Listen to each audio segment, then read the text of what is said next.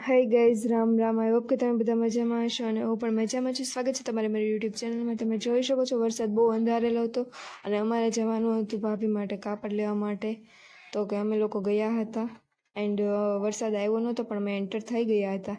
પછી અમે ધીમે ધીમે બધું ચેક કર્યું પણ જે ટાઈપનું અમે કાપડ જોઈતું હતું એ ટાઈપનું અમને મળ્યું નથી અને અમે લોકો બહાર નીકળવાની તૈયારી કરતા હતા ત્યાં તે વરસાદ આવી ગયો હતો.